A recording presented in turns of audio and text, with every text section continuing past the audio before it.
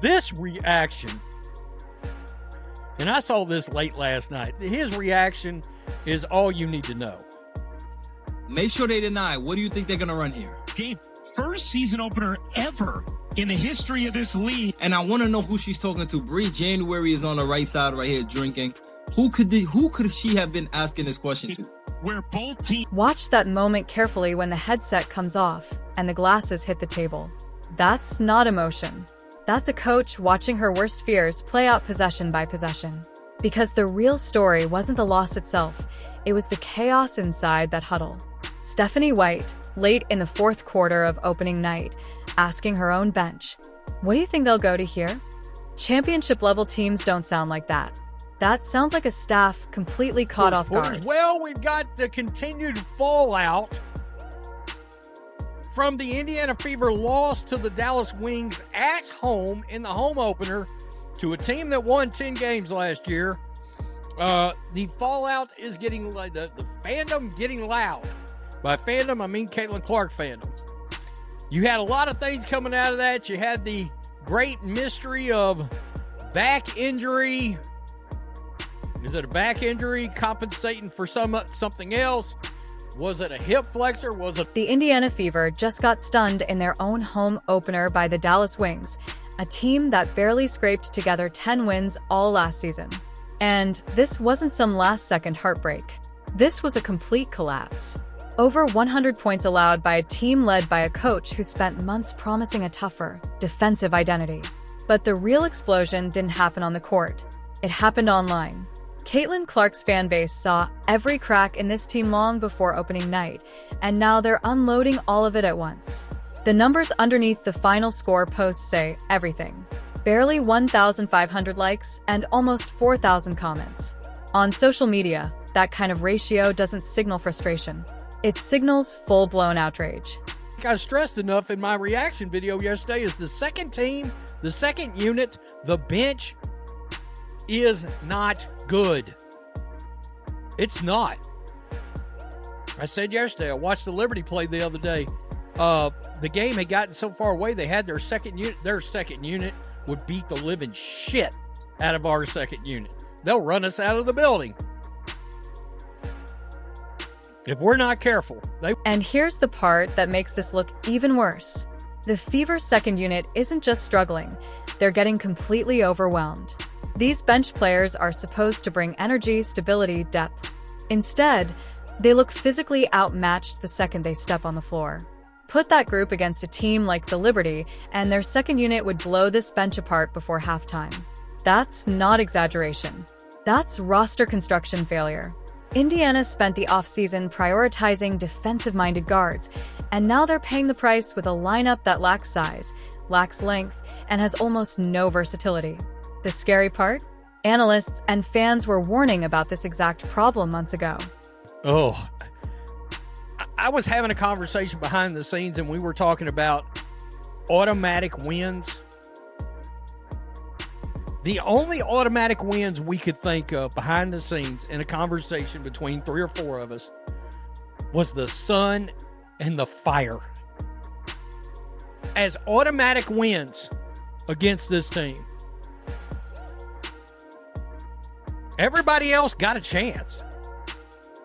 To be real, you know. But the roster issues are only part of the disaster unfolding here. The other problem is the growing disconnect between the organization and the people actually watching the product. Fans who've spent 40 or 50 years studying and consuming basketball are suddenly being brushed aside as casuals who supposedly don't understand the game. That's become the excuse in certain corners of Fever media anytime criticism starts getting too loud. But those same fans just spent the last 2 years watching some of the highest level offensive basketball the college game has ever produced. They know what elite spacing looks like. They know what smart player development feels like. And right now, what they're watching in Indianapolis looks nothing like either one. Here we go. So the Fever posted this, the final score. Holy hellfire.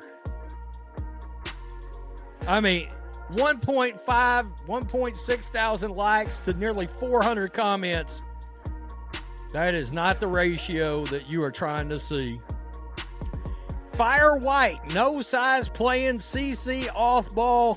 She does what she does, not work. Then talks trash about Caitlin Clark fans. Look in the audience, what do you see? And the comment section tells you just how deep the frustration really goes. Fans are breaking down every possession in real time. They're asking how Aaliyah Boston finishes with only 4 rebounds in a game where the team got physically pushed around all night. They're questioning why Raven Johnson isn't seeing more minutes while other players contribute almost nothing offensively. Some are already demanding trades after one game because they believe certain pieces simply don't fit this roster anymore.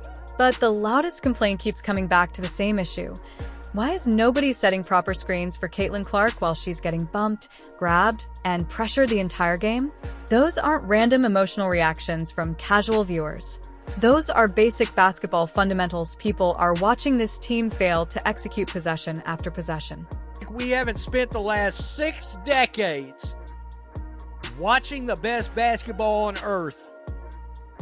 We know what it's supposed to look like. Yeah, I mean, if you grew up in the 80s and 90s and the early 2000s of the NBA, you know what real good basketball is supposed to look like. Find a coach that can build around Clark, manage Mitchell, or trade her. Make this team something people wants to watch. Tick-tock, tick-tock. Messy. The Wings shot their asses off. I'm not worried. Okay. And there they go again. Let's be honest about Caitlin Clark's performance in this game. It was a complete shocker. She never looked settled from the opening quarter onward. The rhythm wasn't there. The confidence looked shaky, and every possession felt like a struggle instead of an attack. What makes it stand out even more is how different this looks from her college career. At Iowa, the offense constantly put her in positions to succeed. Everything revolved around spacing, timing, and maximizing her creativity. Now the floor looks cramped, the movement feels stagnant, and Clark often looks like she's trying to survive possessions instead of controlling them. And the same thing seems to be happening to Aaliyah Boston. This is a player who once dominated games with energy and physicality, yet now she looks sluggish and almost lost inside the system. That's not random bad form. That's what happens when a system fails to elevate its best talent. Coach of the century. Oh, snap. Not the Joker. Not the Joker. You forgot the 80s leather jacket that continues to show up. That continues to show up like this is a bad 80s music video. Have to play more defense. They let the Wings get a lot of open shots. And then you have Dantas fouls within 10 minutes that kept Wings players going to the lines. Stephanie White asking anyone, what do you think they're going to run? Because she has not a clue. And honestly, the defensive performance may be the most devastating part of this entire collapse. Because this organization spent the offseason selling one clear message: defense was going to become this team's identity. They brought in defensive-minded players. They hired a coach known for defense. And somehow the results looked even worse than last season. Dallas was getting clean looks possession after possession with almost no resistance. Late rotations, blown assignments, careless fouls. It felt like every mistake possible showed up in the same game. The Wings lived at the free throw line because Indiana kept handing them opportunities.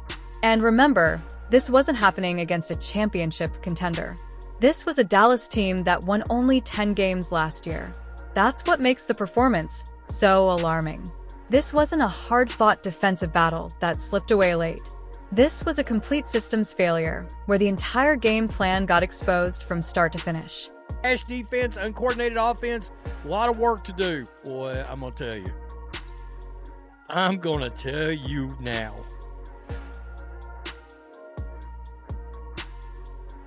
Defensive-minded players made sure that the defense became 100 times worse than last season.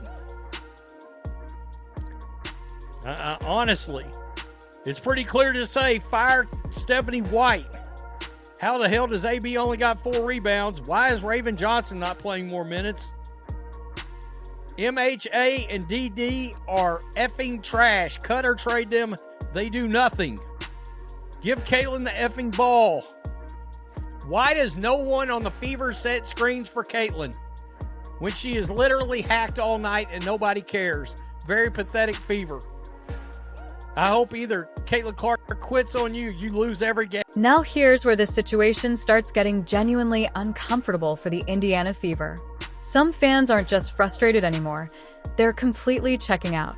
One commenter flat out said, "I'm a Washington Mystics fan now," and switched allegiances on the spot.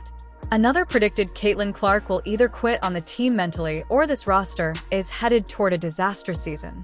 And these aren't random trolls looking for attention. These are the same people who bought tickets, packed the arena, invested emotionally in this team, and then watched every offseason concern explode in real time on opening night. The atmosphere inside that building told the entire story. The energy shifted from excitement to tension possession by possession. And if things don't improve quickly, the fracture lines are already forming everywhere. Fever fans are turning on Caitlin Clark fans. Caitlin Clark fans are turning on the coaching staff. Influencers are still trying to push the "everything is fine" narrative while the comment sections underneath every post are basically in open revolt. Meanwhile, through all of it, you've got a coaching staff spending the final moments of a close game asking each other what play the opponent might run instead of confidently commanding their own team. And here's the part nobody wants to say out loud. After one game, fans are already struggling to identify automatic wins on this schedule. The only teams people feel confident about beating are Connecticut and Chicago. That's how quickly expectations collapsed. When the realistic win projections start shrinking before the season is even underway, that points to something deeper than a bad shooting night or one ugly loss. That signals a foundational problem. Then there's the Caitlin Clark injury situation, which only added more anxiety to an already chaotic night. First, it was described as a back issue. Then suddenly people were hearing hip flexor. Others mentioned a groin problem. The messaging felt scattered, and fans immediately started questioning whether the organization actually has control of the situation. They keep calling it precautionary, but after watching Clark absorb contact all night with minimal screening support and little whistle protection, people are already wondering how sustainable this season is going to be physically. And think about the larger picture here. The WNBA just opened one of the most heavily watched seasons in league history. Indiana has the biggest star in women's basketball. The arena was packed. National attention was locked in. Casual viewers tuned in wanting to see the future of the league. And the product they got was a disorganized performance that lost to a team coming off a 10-win season. That's bigger than one disappointing opener. That's the massive missed opportunity for the league itself. Which brings everything back to Stephanie White. The pressure around her is building immediately. She arrived in Indiana promising culture change, defensive discipline, and structure. But in the biggest moments of the first game, the team looked uncertain, disconnected, and completely reactive. And that clip of her asking, "What do you think they're going to run here?" is going to follow this coaching staff everywhere if the losses continue piling up. Because fans hear that and don't hear strategy, they hear uncertainty. What makes this even more frustrating for the fan base is that they warned about all of this months ago. Throughout the offseason, people kept bringing up the lack of size, the overloaded guard rotation, the questionable fit around Caitlin Clark, and concerns about whether this coaching staff could actually develop an elite offense. Those criticisms were dismissed as negativity. But now, every single weakness people predicted just showed up in front of 17,000 fans on opening night. And the contrast between Caitlin Clark at Iowa versus Caitlin Clark in Indiana is becoming impossible to ignore. At Iowa, the offense revolved around movement, spacing, timing, and freedom.